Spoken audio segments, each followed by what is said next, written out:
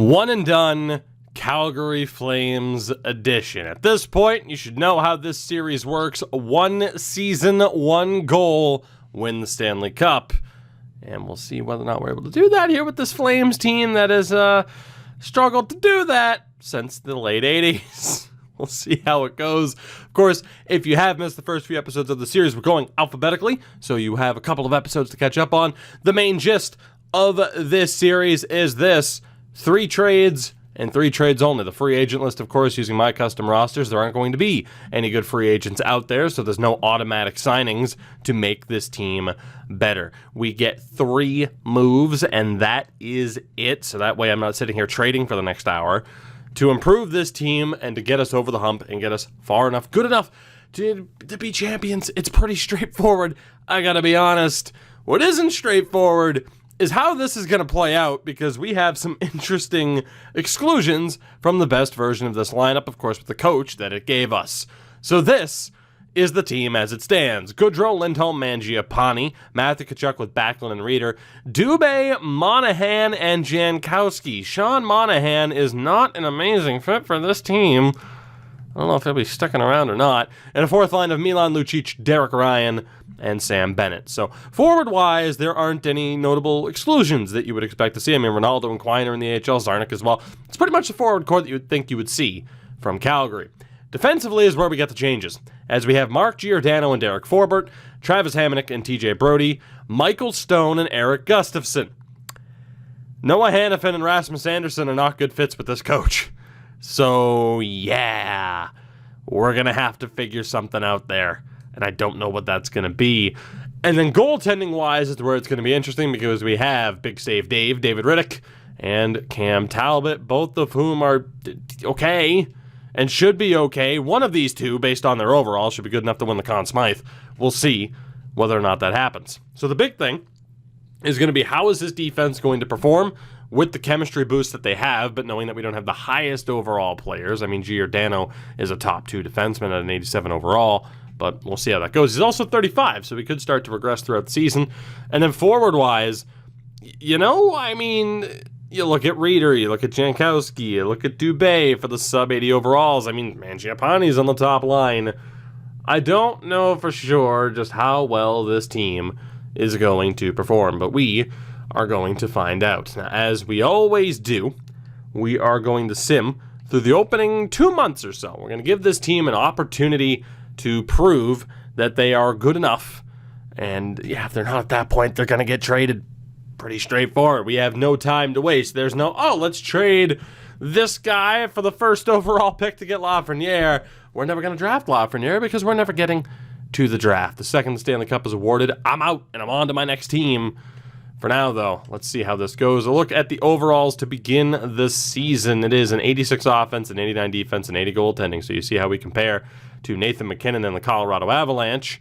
It leaves a bit desired. And the thing to worry about here is knowing that we are a team that in real life is currently undergoing some turmoil here. You know, they have some big free agents in real life coming up. There's a lot of questions about, say, Johnny Gaudreau's future on the team. We just lost our season opener 7-0, so that is a tad bit scary. We're winless in our first 4 games now. 5 games, 6 games. There we go. We finally won one. We beat Philadelphia and then lost to Detroit, so who cares? I try not to overreact to the opening month, but when we sit here and talk about, this team's going through some turmoil right now and an uncertain future, and then all of a sudden we start losing games hand over fist, it certainly doesn't instill confidence for the rest of this challenge. Oh, God. We'll see how it goes. Of course, other things to note, of course, trade difficulty on hard, injuries off, so that we can just sim as much as possible. You know the deal, like I said, at this point. It's your fault if you haven't watched the first couple videos. And if this is the first video on my channel that you're watching and I'm blaming you and accusing you of being a not-so-good person, then, I wouldn't blame you for not sticking around. And I'm sorry. It's my fault. I gotta be better. Speaking of having to be better, the Calgary Flames. Oh, my God. This is not an ideal start at all. Our final game of November is against Ottawa, and we lost. We are dead last in the division right now at 11-16-2. Granted, I mean, San Jose and Arizona right there, but they both have games in hand. Johnny Gaudreau is the leader in points on this team. So we'll see what we're dealing with here. In 23 and 29 is okay. Holy Elias Lindholm. He kind of fits in on the second line, but it's not a great chemistry boost. I don't know what the hell we're going to do with him. Mangiapane's been a little bit better. He's gone up to an 80. He fits in on the third line. I'd be more likely to keep Mangiapane than Lindholm. God, it's hard to say that Lindholm should be traded, but man, he doesn't have too much time to turn it around. Matthew Tkachuk has not been great by any stretch of the imagination. Mikhail Backlund has been terrible, and Toby Reeder hasn't been much better, which isn't all that surprising, I guess. Reeder fits in on this team perfectly. Backlund is, I mean, he's okay on the third line, better on the fourth line. I don't know if we want Backlund on the fourth line, but he might have to be. He could be an elite fourth liner for us. Third line, Jesus Christmas, Dylan Dubé with 4 points. Monahan with just 10 and 6 and 16 penalty minutes for Jankowski.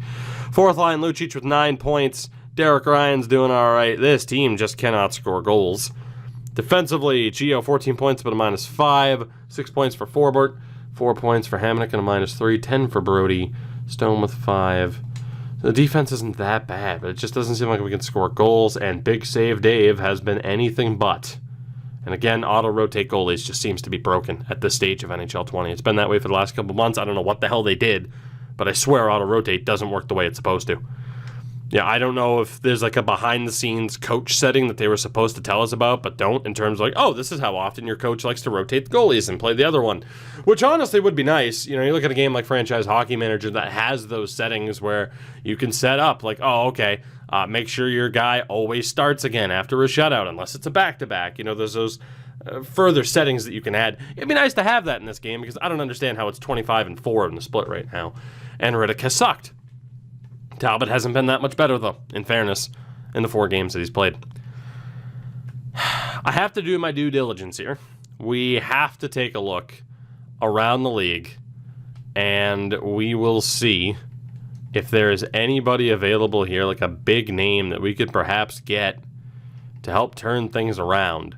The one thing I didn't show you, of course, is what all the trade values look like, but you'll see in a second, one way or another.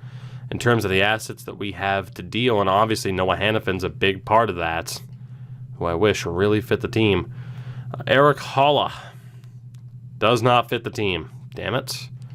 Not that he's, again, with our limited trades, the guy I want to target. Jared Spurgeon doesn't fit the team. Petrie and Weber and Tatar, always there. And all 3 of them are a tremendous fit for this team. Interesting. Very, very interesting. Ben Sherratt fits this team as well. So if we wanted to pull off that big change, Montreal could be the team. Nashville shopping Ekholm and Duchesne.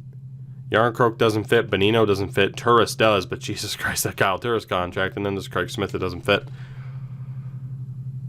So we got some options between Montreal and Nashville. It does seem to be the usual suspects who are selling at this stage. You know, sometimes you do get a team that might not be that good from one kind of sim to the other, and then you get the usual suspects that are kind of struggling a bit. Washington and Winnipeg. So the problem right now is that I don't necessarily hate our defense. I don't think they've been great, but they haven't necessarily been horrible. The change to make would be factoring in who's an OFD and who's a DFD and who's getting changed out. But we have Anderson and Hannafin to work with. So if you look at Montreal, it would be, I guess, ideally a defensive defenseman in Weber and probably an OFD in Petrie. And I don't necessarily know if we'd want Sherratt, but he could certainly be another defensive defenseman. So I guess you'd be talking Forbort and Stone. And we don't really need an OFD, but Petrie as a DFD could replace Hamonic. All 3 of these guys are higher overall than the 3 defensemen on our team right now that I just mentioned.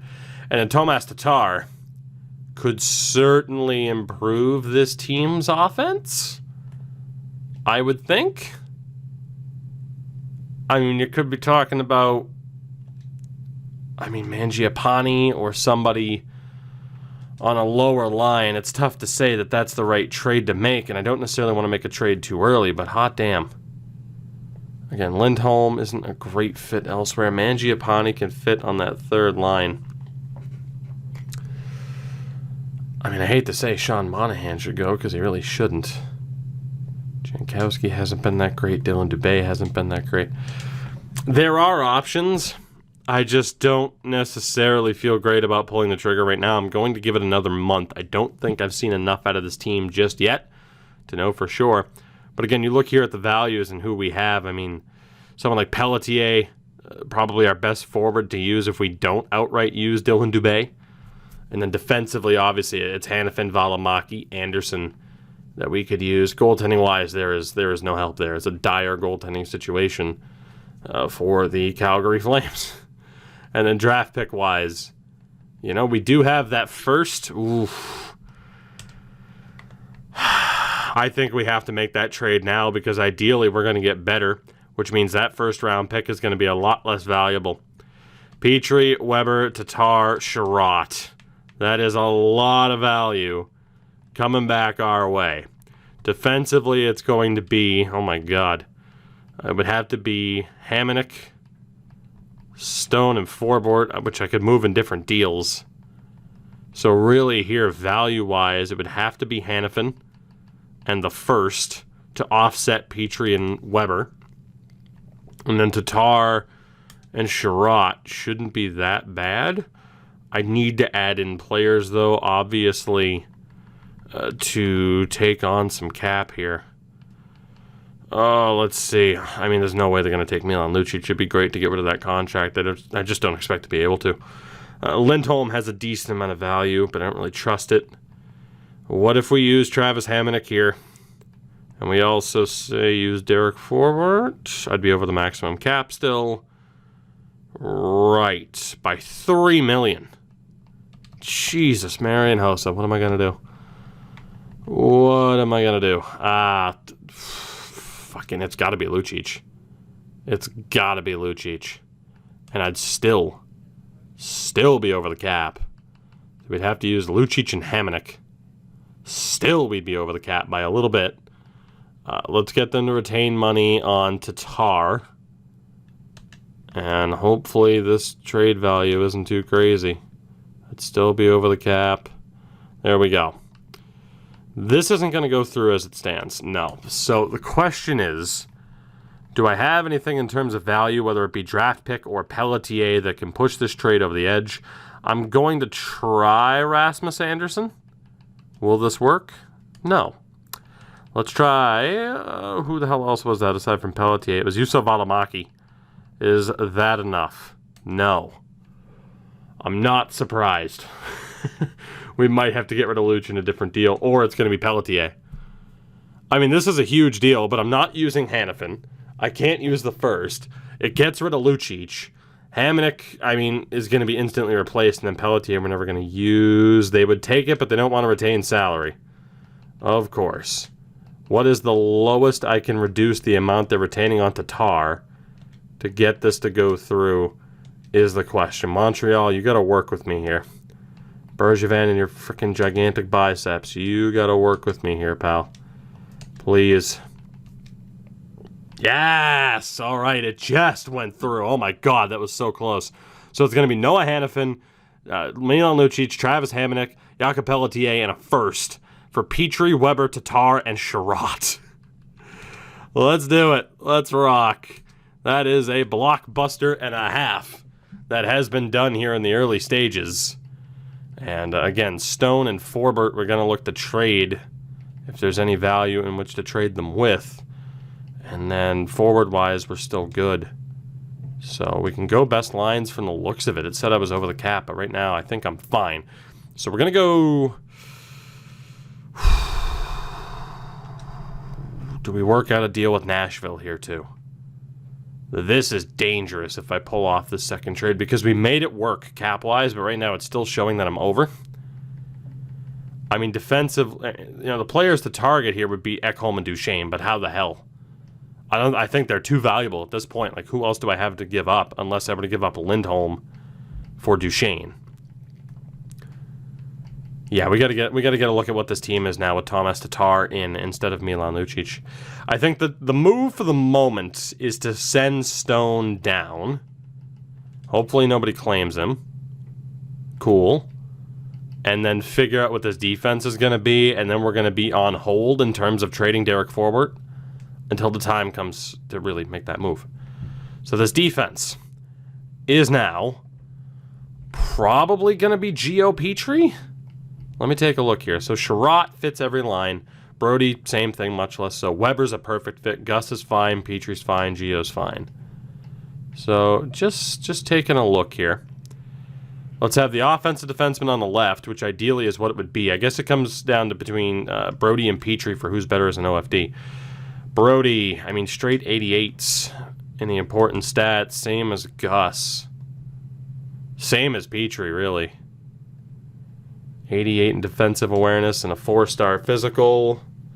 He's more physical than Gustafsson, more physical than Brody. So Petrie will be a DFD. So I think we are going to roll. Who's been better so far? 10 points for Gus, 10 for Brody. Fuck. Let's go with Gio, Petrie, Weber, and Brody, Gus, and Sherratt. I mean, we reworked our entire right-hand side now. I think that'll be the best way to do it. I mean, I guess ideally you could have Petrie and Weber on that side for one-time purposes. The only thing we have to do is change Shea Weber to a defensive defenseman. That's it. And then forward-wise, there's going to be a big question mark in terms of really how we change that up. I'm not really sure what the answer is because it depends now on who's a better fit or on who Tatar is a better fit than, particularly in the top 6. So, good old Shea Weber in a Calgary Flames uniform. Interesting. It's an interesting look for him. I mean, I never thought I'd see him in a red jersey anyway. I thought at one point I'd see him in flyer orange, but you know, good old Shea Weber. It's a decent little look. You know, what are you gonna do? Let's see what else we have here. He's a BC boy, so I mean, it's, you know, well, let's be honest, Alberta's not quite BC. I have no stake in that argument at all. I just feel like riling people up for no reason. I don't even think people would get riled up over that. They'd just be weird. Anyway. So, oh God, what are we going to do here? What are we going to do? So the fourth line was Bennett, Ryan, and Luch. Dylan Dubé is probably the one that gets dropped. If I'm not mistaken, I should have left the damn tab open. We had this, and this, and this. And nope, not quite. Yeah. I mean, it was this, basically. That was the team. So if you look on that third line, I mean, Dylan Dubé isn't that much worse than Mark Jankowski. Both are about the same in terms of a fourth line fit. It literally makes no difference. Let's just send down Dubé because he might be trade fodder. And then on that third line, I mean, let's be honest, no one's doing that great. Toby Reeder probably doesn't deserve to get demoted, but Toby Reeder is definitely getting demoted for Tomas Tatar. In fairness, Tatar could get bumped up. We'll leave that as is for now. We'll leave that as is for now. That sounded weird. We'll leave it as it stands. There might be more changes made. It's not the best line chemistry I can get, but there's no denying the team is better. The defense is significantly better, and we replaced Milan Lucic with Tomas Tatar. So it is tough to say that we are a worse team, even if the chemistry isn't quite what it was. Let's see how we do over this next month, please. And we will hope for the best. And we immediately lose to the Buffalo Sabres and the Kings and the Avs. Good God. At least we've won games since, but this Flames team is a little bit worse out of the gates than I expected them to be. You know, say what you want about Hannafin being in the minors, but still worse than I expected them to be. Decent little 5-game win streak there. Change over against the former Minnesota team and the current Minnesota team. We're winning more games overall, though. That's the big thing. We're back to 20 20-2. So significant improvement from the team in that month. Still at least 5 points out of a playoff spot where the Kings currently occupy one of the two wildcard positions. So I'm intrigued. Goodrow on 36 and 42, which is fine. Lindholm is still just not a first-line guy. He's not a great fit on the second line in comparison. Mangiapane on 24 points is okay. He's clearly better suited on the third line rather than the first line. Then you have Tkachuk on 27, which is okay, but not great. I have no choice but to play him on the second line. Mikael Backlund sucks. Like, just sucks. And then Tomas Tatar, to take a look here, has 7 points in 13 games, which is okay, but not amazing. So I think clearly, it's got to be Tatar on the top line. Backlund's getting dropped to the fourth. And it's probably going to be for Dylan Dubé. Although Sam Bennett is a good fit for one of those higher lines, I'm not saying he deserves it. You know, Dubé would best fit that third line. So if Mangiapane and Backlund are going to the third line, who the hell's going to the second line? Reeder's a good shout. Jankowski, Mangiapane, Backlund. I guess Backlund's going to the fourth line because the new third line is going to be Jankowski, Monahan, and Mangiapane. Which I guess means Toby Reeder's going to be on the second line, which means someone needs to go up to the second line from here, and it makes sense for it to be Sam Bennett, as insane as that is. Oh boy. Now look, I know that we're winning hockey games, and I'm about to change things. I know, okay? I hear you screaming at me, but you can see my concern. And the concern is, number one, this coach we got stuck with is awful for me. And we need to see how certain other players are going to do before I risk it with our second of 3 potential trades. Like, we need to explore all options here and make the best of this situation that we can. So there's no denying that Goodrow is going to stay as our left-wing sniper option. Lindholm isn't really working. I mean, he is working as a playmaker, but not really. It's a tough call. I'm gonna switch it up for Elias here, and we're gonna make him the power forward of the line, and we'll have Tomas Tatar as the playmaker of the line to see what he can do and hopefully see that we've gotten our money's worth. On this particular line here, I mean, it really is a tough call. Like a super tough call. I guess Matthew Tkachuk is going to become the sniper of the line rather than a power forward. You know, if this team had more skill, I'd just go playmaker, sniper, power forward on all 3 lines, but clearly we don't have that level of skill. Sam Bennett will become the power forward of the line, and on the right-hand side here, Toby Reeder will stay as the playmaker, which, yes, scares the ever-loving hell out of me. That third line is going to be Mangiapane as the two-way. Sean Monahan is going to have to stay there, otherwise we trade him. And then there's Mark Jankowski, who is fine where he is.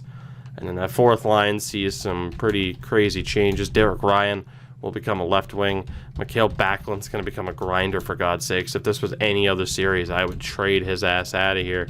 And then Dylan Dubé, who has a good amount of trade value, is getting his ass shipped out of town at this stage. So then we have Petrie and Gio, Weber Brody, and then Gus alongside Ben Sherratt as our setup. Now, the one thing we haven't taken a look at yet is goaltending, and the big part of the reason as to why we started winning games is that our goaltending significantly improved, which you can presume is due to the team in front of them.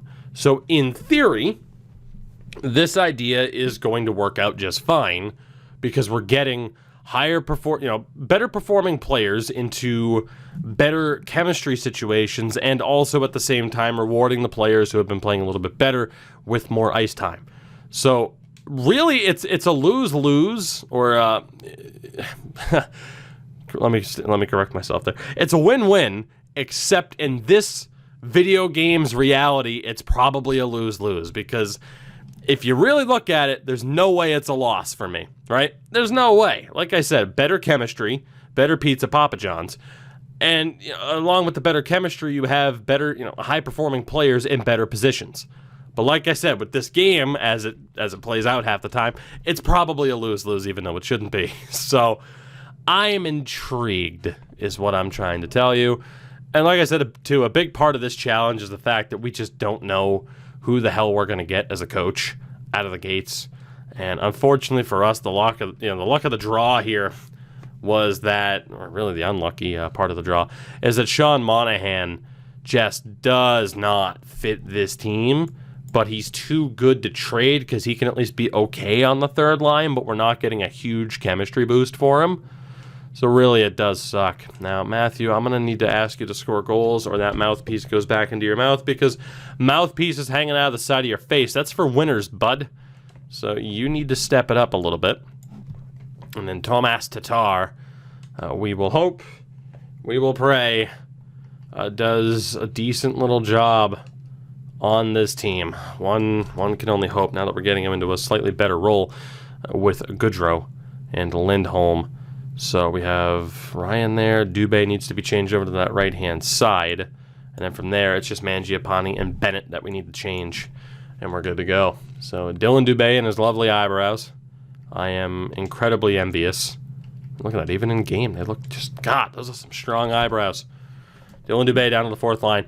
Definite trade fodder with his trade value. We need something there from him.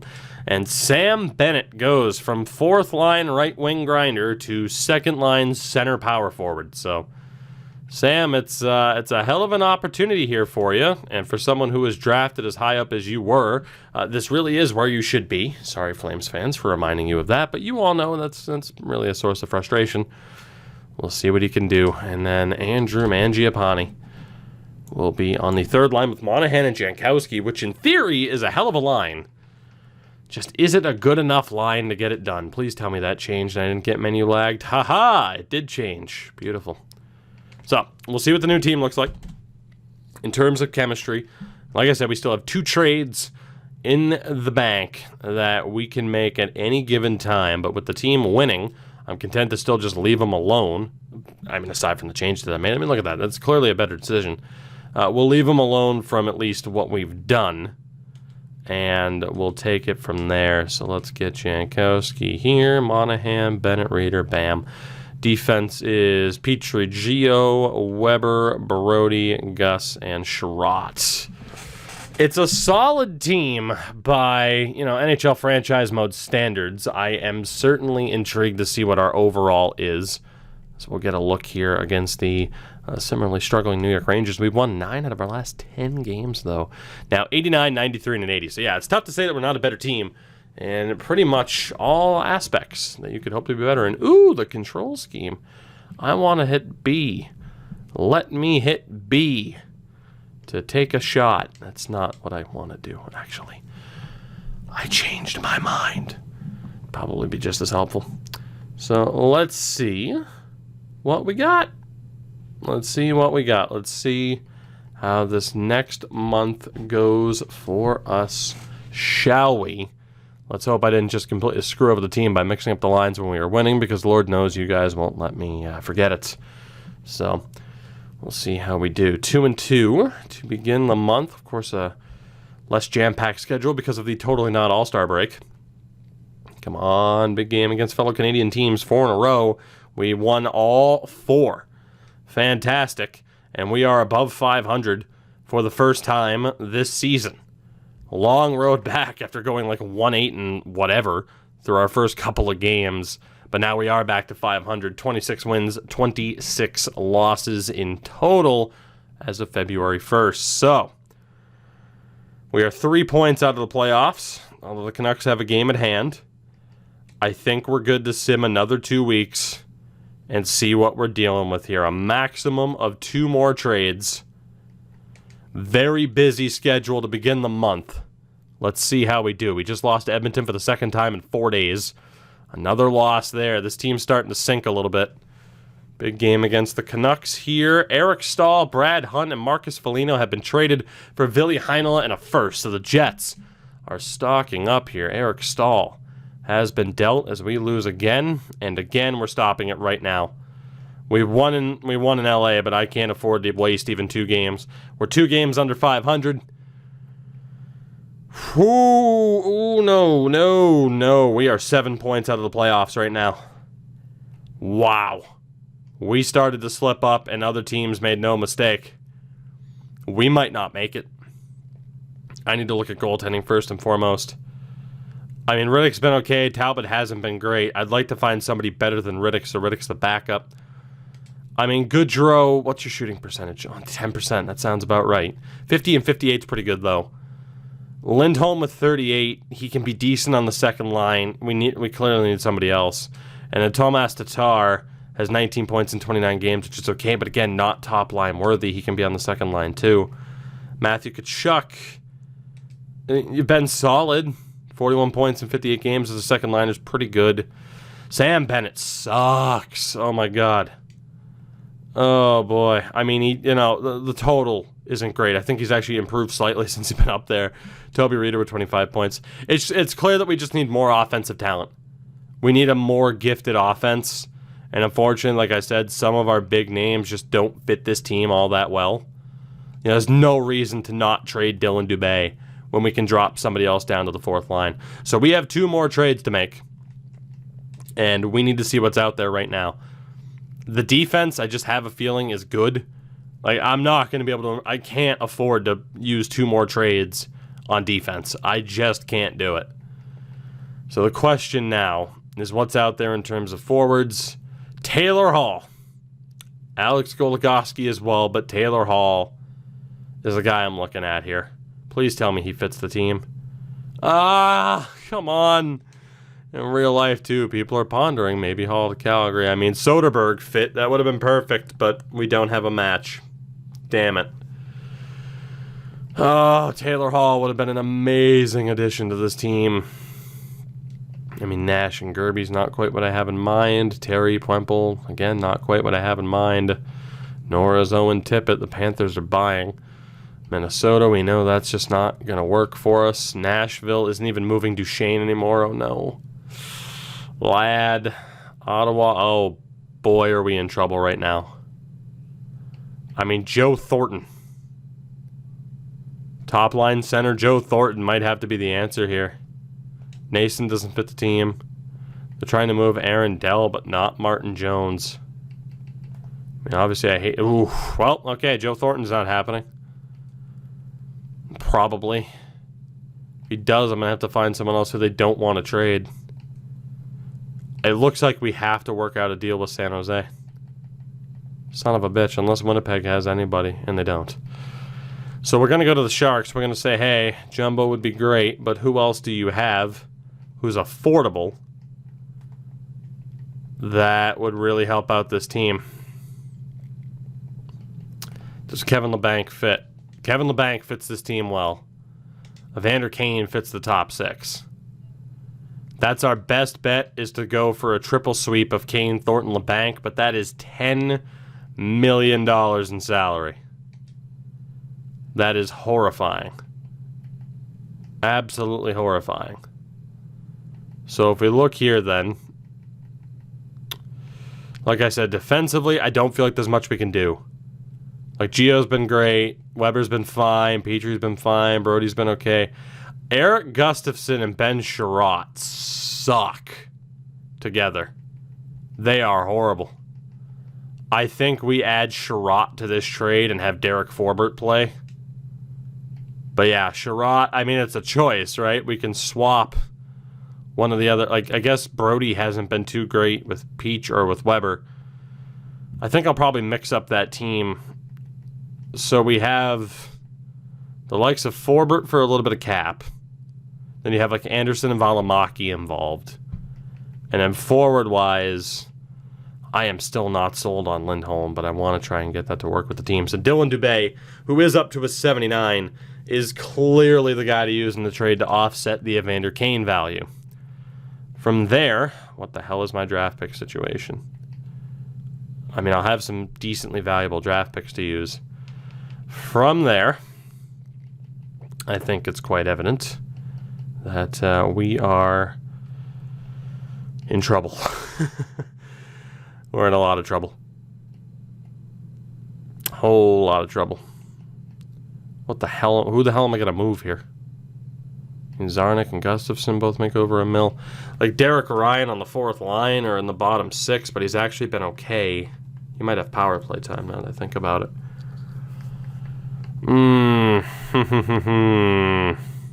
It might have to be moving Ben Sherratt. Yeah, we'd still be over the cap with Sherratt in the deal, obviously. It would have to be Sherratt. I think I'd have to potentially move Sam Bennett as well. I'd rather move Bennett than Ryan, even though Ryan makes more. We'd still be over the cap. Where are we if I have Derek Ryan in the deal instead? Still over. Jesus. I'm not going to be able to get a Vanderkant. But a double flip here for Thornton and LeBanc could help this team out a lot. And then we'd still have one big trade left in our arsenal to hopefully get a goaltender and some top-line talent. So the move here for me is to give up Anderson and then probably have to give up Yusuf Alamaki as well. I'd be over the cap. I'm hoping that they're going to be willing to retain because both of these dudes have expiring deals and they're not a playoff team. So by common sense logic, they should be willing to retain on these two players. It makes absolutely no sense as to why they wouldn't. So if I use Anderson, if I use Valimaki, and then Derek Forbort, will this go through? Yes, it will. So there we go. Done deal. Obviously, I'm not too worried about getting back other value because there'd be no major draft picks I could pick up or anything. So we are going to hold on to Ben Sherratt. It's now 10, 11, 12, and 13. 14 with Jankowski. So we need to identify who we are no longer giving a damn about on this team. Let's go best lines here. And then NHL lines. We know Dylan Dubé is gone. For sure. Like that's not even a question. So let's get Kevin LeBanc onto this team. He does fit perfectly, basically anywhere. You have 10 points for Jankowski. Very, very unhappy with Bennett as well. And Backlund's on 20. Ryan's even better. I think we go Jankowski. Does Jankowski fit the 4th line? A little bit, not tremendously. And I guess we're going to drop Sam Bennett back down. And then here, I mean, LeBanc can play on a higher line. Monahan really can't. Mangiapane really can't. Derek Ryan's not a good fit for that particular line either, but Toby Reeder is. So we're going to make that swap there. So the question is, who comes out for Jumbo? And I don't know the answer. I mean, 25 points there. I guess it would be Jankowski. Yeah, I guess Jankowski would be the one to drop. We can put Reeder here. And Jankowski will take a seat for Joe Thornton. And Jumbo can play 3rd line or 1st line, which I'd rather have him on the 1st line. Who can play 3rd line? LeBanc. So we'll go LeBanc here, Thornton on the top line, and then Lindholm will be with Ryan and Tkachuk, which in theory is fucking awful because of that -1. I'm going to leave that for now, but that's pretty much what the team's going to be looking like. And then we know for sure we're going to swap Brody and Gustafson and hope that that improves things. And then Riddick and Talbot, like I said, have been decent. I know we have a minus in the lineup, but we're going to sim another week or two, perhaps straight up to deadline day. And as mentioned, we need to see whether or not there's another elite offensive talent that becomes available, and whether or not that, said team that's giving up that talent also has a goaltender. But we are 3-0 following those trades. It's Edmonton and Huntner swapped. Edmondson starts on Montreal, of course, as this roster is completely up to date as of the 14th of September. And so far, so good following that trade and those changes, we lost just one game. We're back over 500 and back in the mix. Just 5 games back of Vancouver, although they have 2 games in hand. It takes 70 points to get in. We're within striking distance, but we're not exactly in control of our destiny here. Like, we really need some help, and we need to start winning a lot of games. So let's see. One more check. This is it. Otherwise, we look for a high overall veteran who a team doesn't want to trade, but that we should be able to get for relatively cheap. That's always the backup plan. Of course, we try to get people as cheap as possible to maximize getting as many players in a deal as possible. And that just really hasn't fallen our way here, has it? Yeah, no crazy decisions from any of these AI teams. Bobby Brink isn't exactly who I have in mind. Cal Foote, Liljegren, Bolt Colson. Okay, and there's no way Winnipeg's selling. Yeah, or buying. Or selling the best players. They're obviously buying. So the question now, as we go to the player search, is who do we have who's like 35 years or older as a forward? It reset the friggin' age parameter. Are you kidding me? Who do we have in that age group? Maybe we'll even go 33. That has a very good overall, but a low trade value that fits the team. Dustin Brown's not quite what I had in mind. We have like Radulov, Getzlaf, Krejci. None of them fit. Dustin Brown does fit the team, but obviously, like, is Dustin Brown what we want? Zach Parise doesn't fit. Right now, we're looking at Dustin Brown or Patrick Hornqvist. Ugh. Pavelski doesn't fit. Eric Stahl fits the top line. Paul Stastny might fit the top line. You got Carl Soderberg. Wow, okay.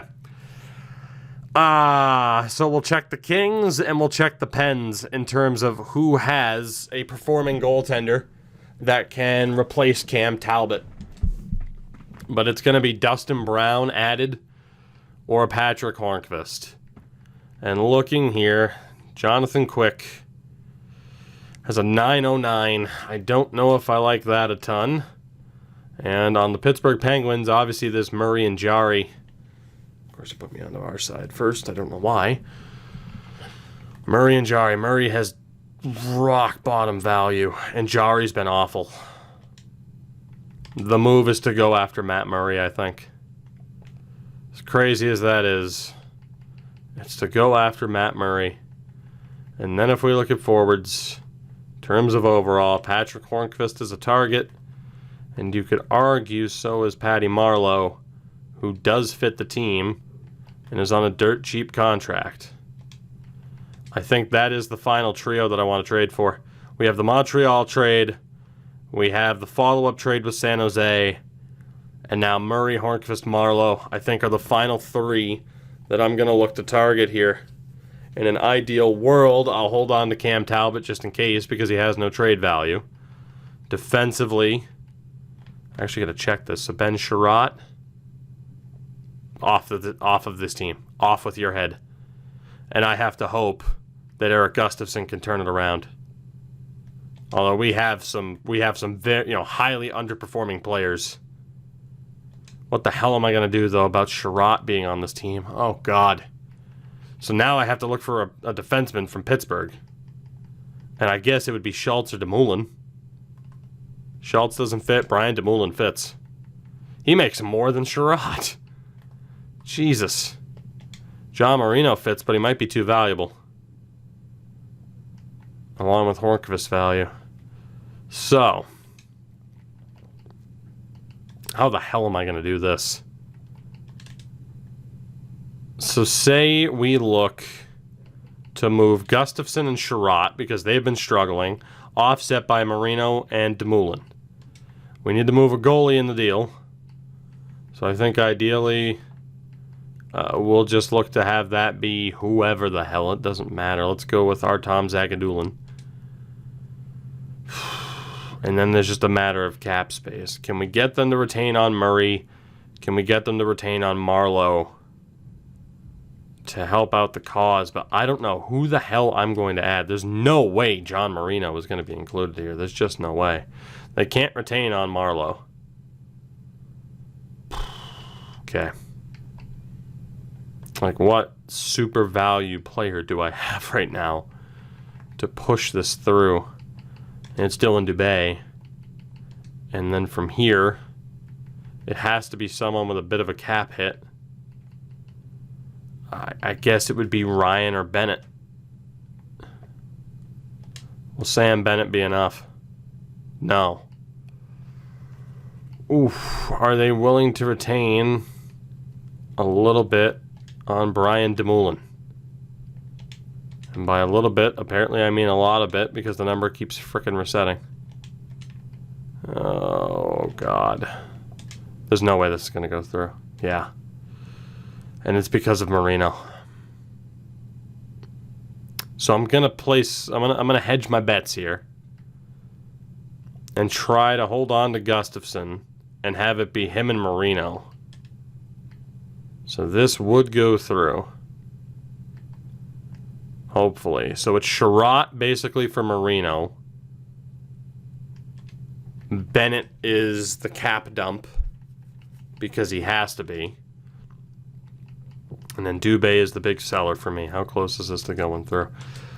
What other value player do I have, if any, to push this through? I am horrified and scared to death that this team isn't even going to make the damn playoffs. Peterson. All I know is this kid in real life tore up the NCAA. He's going to be sick. It's not enough. So we have to hope that a first-round pick is enough to get this deal to go through.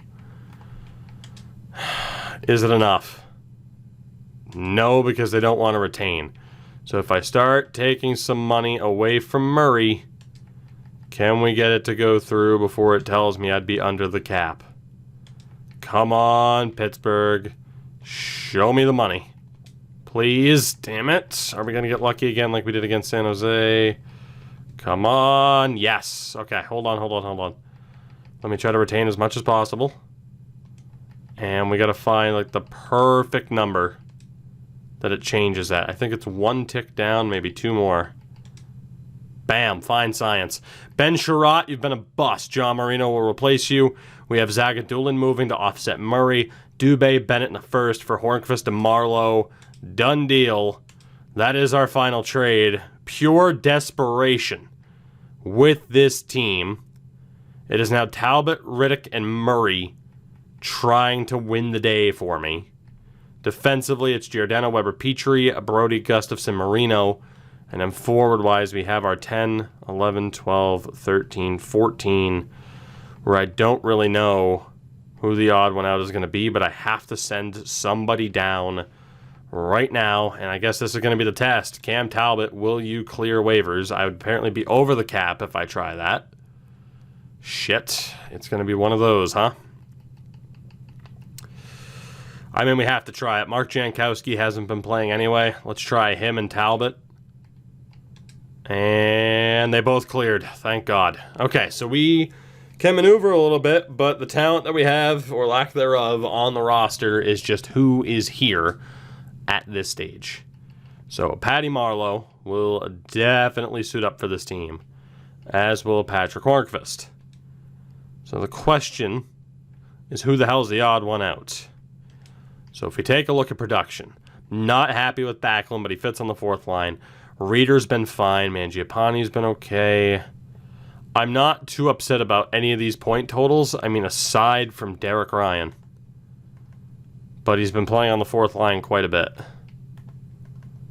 You got Marlowe. See, the good thing is Marlowe, Reeder, like these guys fit anywhere. We should be able to get great chemistry.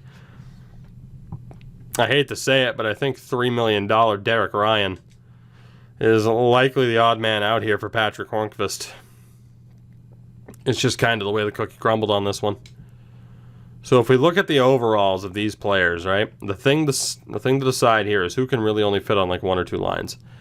Backlund has to be on the fourth line of the second line. We know it doesn't work on the second line, so he's going to be on the fourth line. Toby Reeder can fit anywhere, but he's not that productive.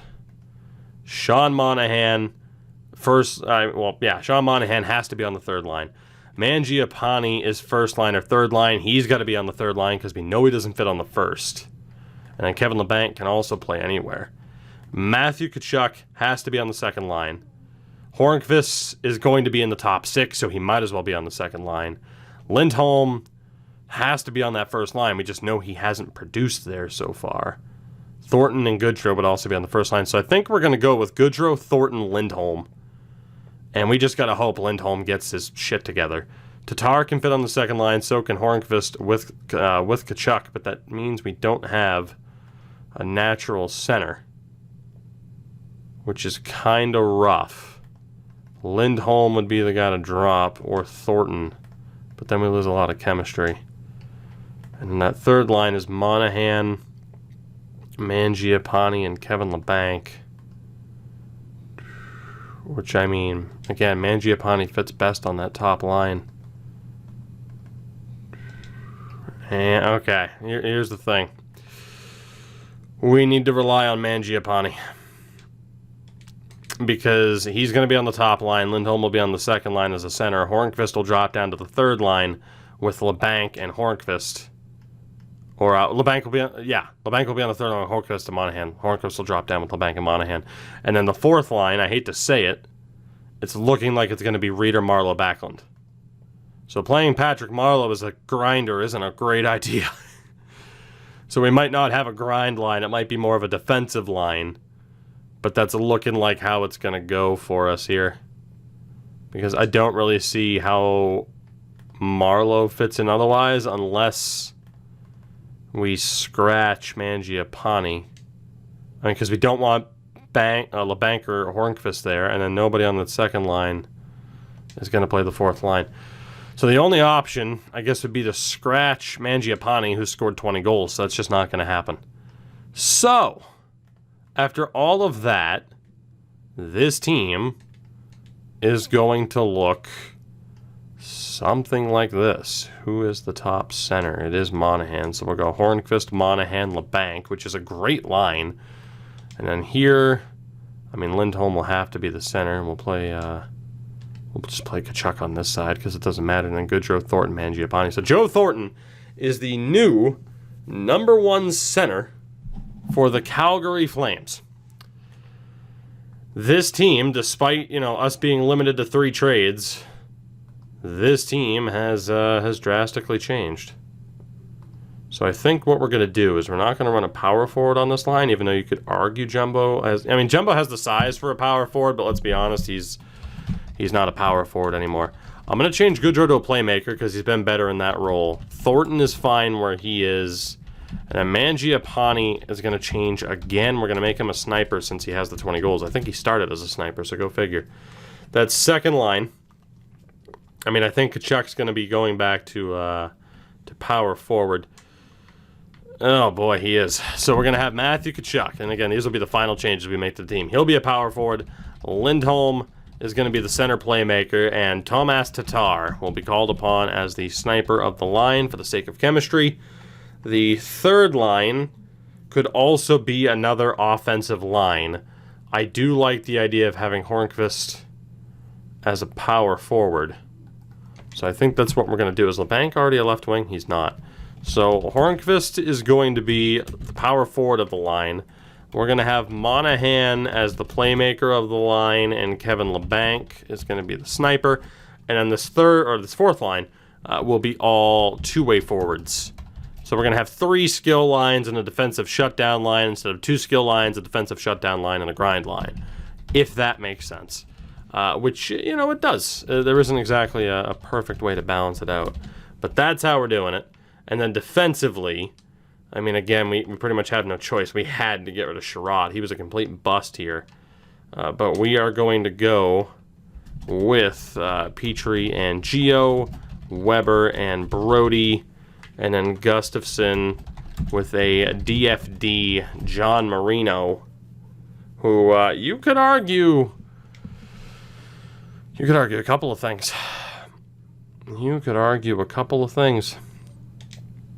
And that maybe 2 ways are the best way to go, but for the sake of a chemistry boost, That's not what we're going to do. And now we're relying on Big Save Dave and Matt Murray to get the job done. Is that the best tandem to hedge our bets with? I don't think so, but it's what we're going to try. Because damn it, we are desperate, and we still, after all of this, might miss the playoffs, which would be devastating at this stage. So the first thing we'll do, we'll go over to John Marino. You know, maybe a combination of two-way defensemen on that third pairing would be the way to go. But let's get John Marino in the generic face we gave him and make him a DFD. Again, I am begging for a randomized appearance option, just so that I don't have to sit here and either see the same face or customize every single created player face. Please and thank you, EA. Tomas Tatar. I mean, a lot of people have relied on you for offense in the past and been burned. Vegas Golden Knights. But I'm hedging my bets here, Tomas. For the sake of the meme, I am hedging my bets. Patrick Hornqvist. You know, again, you weren't my first choice, but there wasn't that elite level talent to snag on the open market, so we're going to hope that a veteran and cup winner, Nashville Predators great, is able to deliver the goods for us. Kevin LeBanc, someone who we have a very interesting history with on this channel in terms of either having success with or having no success with. He is going to be in an offensive role as well. It's interesting to see what players have player faces to and which ones don't. And then Tobias Reeder.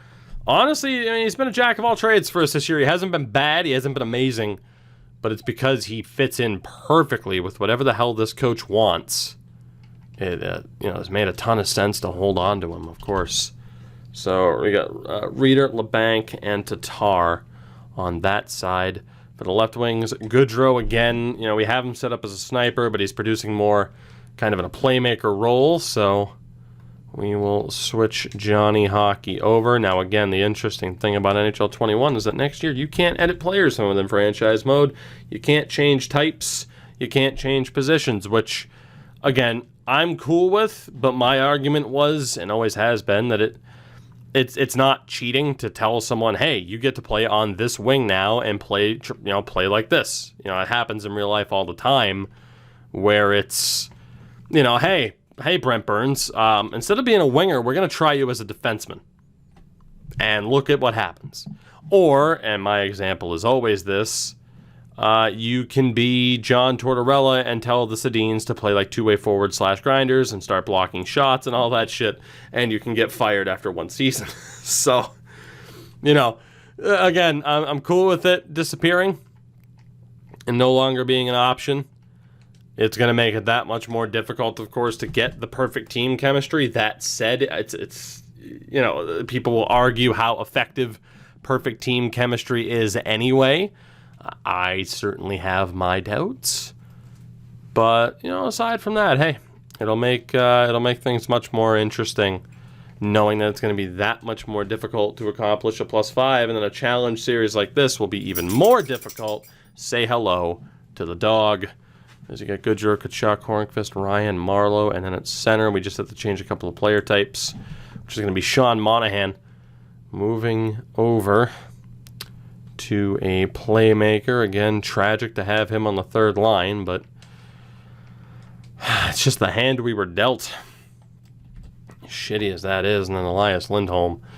I don't know if I've ever had luck with Elias Lindholm. I know he was a crucial part of the Columbus Blue Jackets relocation to Quebec and, you know, redoing the Quebec Nordiques. I think that was in NHL 17.